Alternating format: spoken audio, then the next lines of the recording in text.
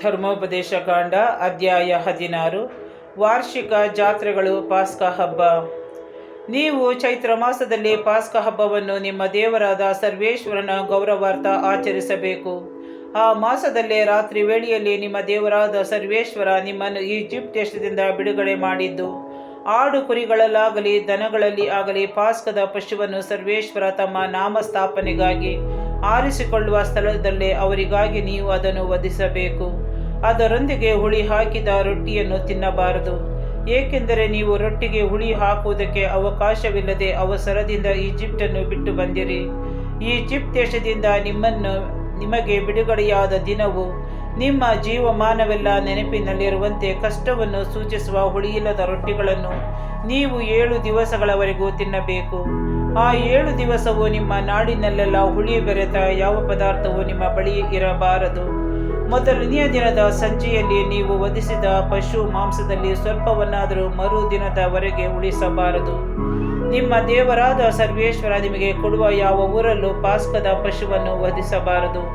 ಅವರು ತಮ್ಮ ನಾಮಸ್ಥಾಪನೆಗಾಗಿ ಆರಿಸಿಕೊಳ್ಳುವ ಸ್ಥಳದಲ್ಲಿ ನೀವು ಈಜಿಪ್ಟ್ ದೇಶದಿಂದ ಹೊರಟು ಬಂದ ಕಾಲವಾದ ಸೂರ್ಯಾಸ್ತಮಾನ ಕಾಲದಲ್ಲಿ ಅದನ್ನು ವಧಿಸಬೇಕು. ಆ ಸ್ಥಳದಲ್ಲೇ ನೀವು ಅದನ್ನು ಅಡುಗೆ ಮಾಡಿ ತಿನ್ನಬೇಕು. ಮರುದಿವಸ ನಿಮ್ಮ ಮನೆಗಳಿಗೆ ನೀವು ಹೊರಟು ಹೋಗಬಹುದು. 6 ದಿವಸ ನೀವು ಹುಳಿಯಿಲ್ಲದ ರೊಟ್ಟಿಗಳನ್ನು ತಿನ್ನಬೇಕು. 7ನೆಯ ದಿನ ನಿಮ್ಮ ದೇವರಾದ ಸರ್ವೇಶ್ವರನ ಗೌರವಾರ್ಥ ಸಭೆ ಸೇರಬೇಕು. ಆ ದಿನದಲ್ಲಿ ಯಾವ ದುಡಿಮೆಯನ್ನು ಮಾಡಕೂಡದು. ಸುಗ್ಗಿ ಜಾತ್ರೆ. ಬೆಳೆ ಕೊಯ್ಯುವುದಕ್ಕೆ ಕುಡುಗೋಲು ಹಾಕುವ ಕಾಲ ಮೊದಲುಗೊಂಡು 7 ವಾರಗಳನ್ನು ಎಣಿಸಿ ಆ 7 ವಾರಗಳಾದ ನಂತರ ಪಂಚಾಶತ್ತಮ ದಿನದ ಜಾತ್ರೆಯನ್ನು ಆಚರಿಸಬೇಕು.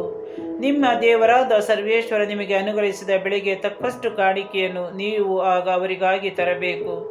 ಮತ್ತು ಅವರು ತಮ್ಮ ನಾಮಸ್ಥಾಪನೆಗಾಗಿ ಆರಿಸಿಕೊಳ್ಳುವ ಸ್ಥಳದಲ್ಲಿ ನೀವು ನಿಮ್ಮ ಗಂಡು ಹೆಣ್ಣು ಮಕ್ಕಳು, ಗಂಡು ಹೆಣ್ಣು ಆಳುಗಳು, ನಿಮ್ಮ ಊರಲ್ಲಿರುವ ಲೇವಿಯರು, ಪರದೇಶದವರು, ತಾಯಿ ತಂದೆ ಇಲ್ಲದವರು ಹಾಗೂ ವಿಧವೆಯರು ನಿಮ್ಮ ದೇವರಾದ ಸರ್ವೇಶ್ವರನ ಸನ್ನಿಧಿಯಲ್ಲಿ ಸಂಭ್ರಮದಿಂದಿರಬೇಕು.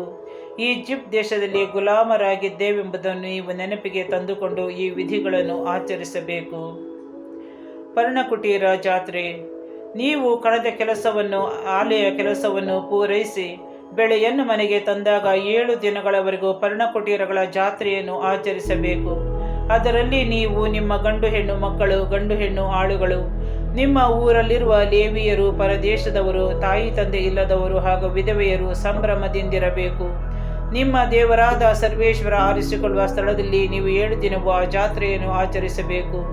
ನಿಮ್ಮ ವ್ಯವಸಾಯವನ್ನು, ಬೇರೆ ಎಲ್ಲ ಕೆಲಸಗಳನ್ನು ಅವರು ಸಫಲಗೊಳಿಸಿದ್ದರಿಂದ ನೀವು ಬಹಳ ಆನಂದದಿಂದಿರಬೇಕು.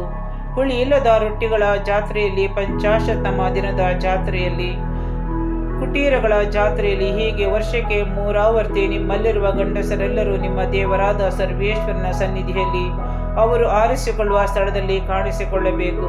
ಕೈಯಲ್ಲಿ ಕಾಣಿಕೆ ಇಲ್ಲದೆ ಒಬ್ಬರೂ ಅವರ ಸನ್ನಿಧಿಗೆ ಬರಕೂಡದು.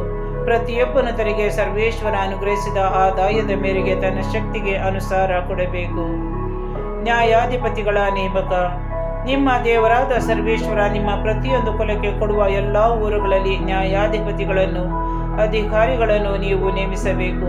ಅಂಥವರು ಜನರಿಗೆ ನ್ಯಾಯವನ್ನು ವಿಚಾರಿಸಿ ಸರಿಯಾದ ತೀರ್ಪು ಕೊಡಬೇಕು. ನೀವು ನ್ಯಾಯವನ್ನು ಬಿಟ್ಟು ತೀರ್ಮಾನ ಮಾಡಬಾರದು. ಪಕ್ಷಪಾತ ಕೂಡದು. ಲಂಚ ತೆಗೆದುಕೊಳ್ಳಬಾರದು.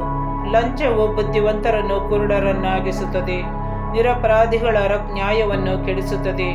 ನೀವು ನ್ಯಾಯವನ್ನು ಮಾತ್ರ ಅನುಸರಿಸಬೇಕು.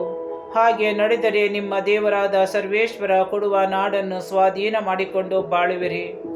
ಆರಾಧನೆಗೆ ಸಲ್ಲದ ಆಚಾರ ವಿಚಾರಗಳು. ನಿಮ್ಮ ದೇವರಾದ ಸರ್ವೇಶ್ವರನಿಗಾಗಿ ನೀವು ಕಟ್ಟಿಸಿಕೊಳ್ಳುವ ಬಲಿಪೀಠದ ಬಳಿ ಆಶೇರವೆಂಬ ವಿಗ್ರಹ ಸ್ತಂಭವನ್ನು, ಅದು ಯಾವ ವಿಧವಾದ ಮರದಿಂದ ಮಾಡಿರಲಿ, ಅದನ್ನು ನೆಡಬಾರದು. ಕಲ್ಲಿನ ಕಂಬವನ್ನು ನಿಲ್ಲಿಸಬಾರದು. ಇದು ನಿಮ್ಮ ದೇವರಾದ ಸರ್ವೇಶ್ವರನಿಗೆ ಹೇಯವಾದುದು.